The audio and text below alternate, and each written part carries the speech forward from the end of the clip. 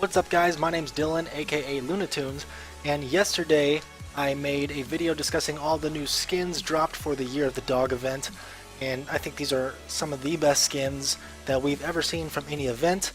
And if you watched that video, you know that I was a little curious about these symbols on the skins. We got a peacock, a tiger, a turtle, and a dragon.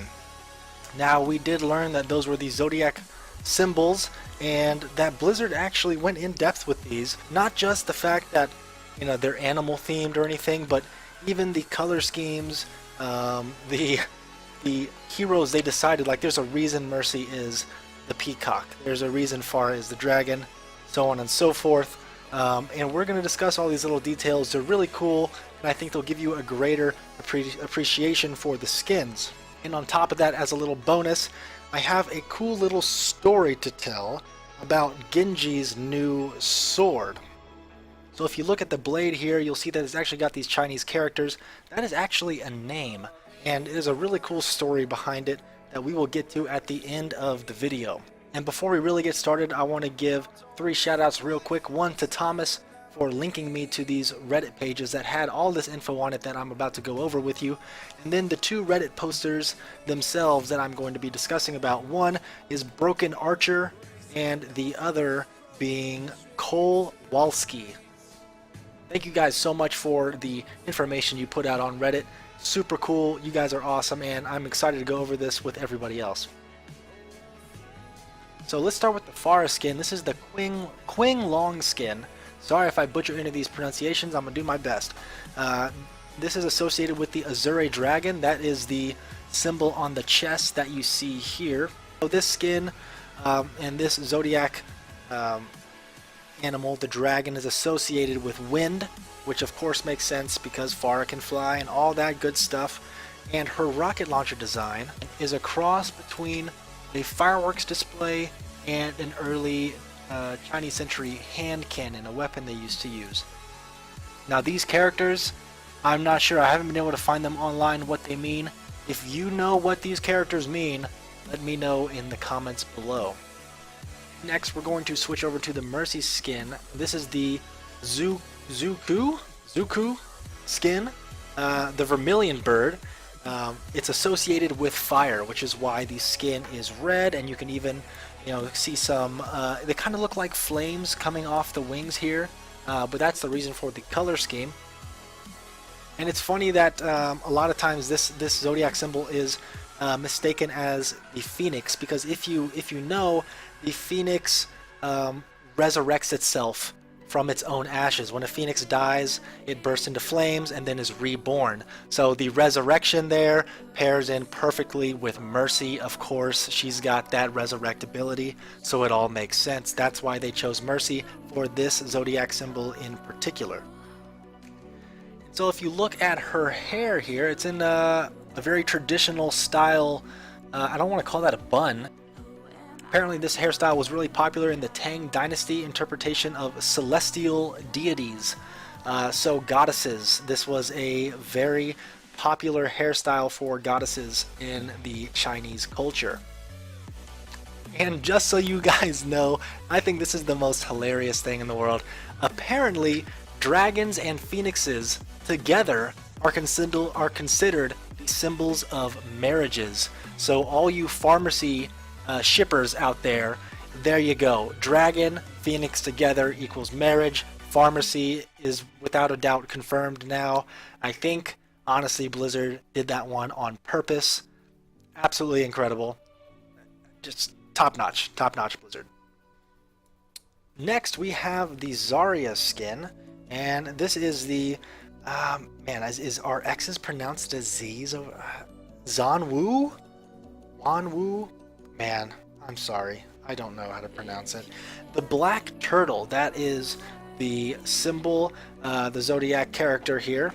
Sometimes this character is shown as a strange snake-turtle hybrid. It's almost like a, you know, it's a mythological fantasy creature that is part snake, part turtle, which is why you can see, of course, the snake wrapped around the turtle in this character here. And if you look at the gun, it is completely snake themed, so it all makes sense. And last but not least, we have the Ginji skin, my personal favorite in the entire event. This is the Baihu skin, the white tiger, associated with metal.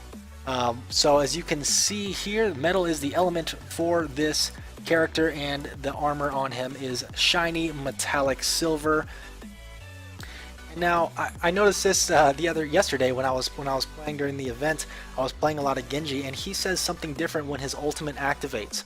Instead of saying Ryujin, he says Byakko, which means specifically white tiger in Japanese. And back in the 17th century, there were a huge amount of samurai known as the Byakko Tai. Just how more badass can this skin get than have that kind of history behind it? Well, I can tell you, because as I said earlier at the beginning of this video, we have an extra story to tell you about the blade that Ginji is wielding in this skin. So the backstory behind this sword is very cool. It's kind of a dark little story, but it's one that I think will give you a greater appreciation for this weapon. So the characters you see here on the sword are actually a name, and it's pronounced Ginji Yang. So Ginji Yang is a swordsmith who made this sword, and he named it after himself. So the sword's name was Ginji Yang. So the reason he made this sword is because he was ordered to by the emperor. He wanted a blade, but it took Ginji Yang 3 long years to make the blade. Now, Mr. Ji Yang knew that that was far too long for the emperor to wait, and that he would be executed after giving him the sword. So he decided to make 2 swords, Ginji Yang, the male sword, and he made a second one, a female sword named Mo Ye, which he named after his wife. So when he presented the sword to the emperor, he gave him the female sword, Mo Ye, and was then soon after executed. He hid the male sword, Ginji Yang, back with his wife. His wife was the only one who knew where the sword was hidden, and the plan was to give it to their son, and when their son came of age, he would use it to kill the emperor, to take vengeance for his father. And so this plan did come to fruition. Ginji Yang's son grew up, and he had the desire to kill the emperor. However, the emperor had a dream that Ginji Yang's son would try to murder him. So he put a giant bounty on the young man's head. Anyone who killed Ginji Yang's son and brought the emperor his head would receive a large bounty. So the son was panicking. He was desperate. He knew that his time was probably pretty short. And one day a swordsman came across him and wanted the bounty. Now, I don't know why this next part happens. I can only give my thoughts on it, but the swordsman offers him a proposal. He says, "If you give me your head, I will kill the emperor in your place." Now, maybe this swordsman had a grudge against the emperor.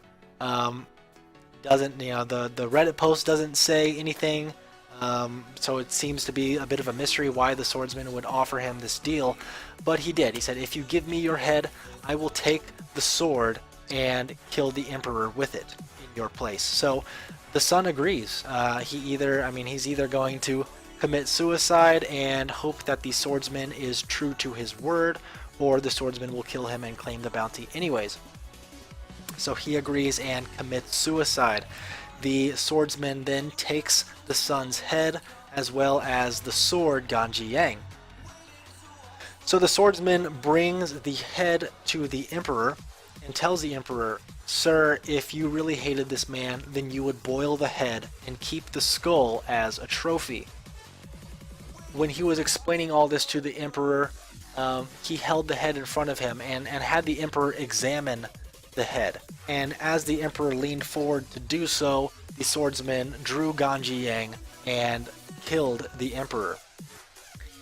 So in the end, the son did get the vengeance that he desired, What happened to the swordsman? We don't know, but it did leave us with this question.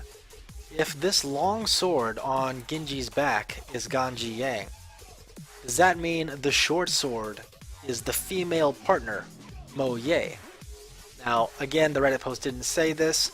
We're not sure.